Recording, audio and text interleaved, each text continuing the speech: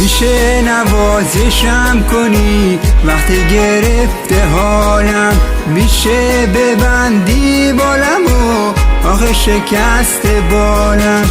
میفهمی چی میگم بهت، میبینی خستگیمو، میشه بذارم پیش تو چند روزی زندگیمو. میشه بشینی پیشم و یه شعر برام بخونی، امشب یکم تنها شدم میشه پیشم بمونی. میشه بشینی پیشم و یه شعر برام بخونی، امشب یکم تنها شدم میشه پیشم بمونی.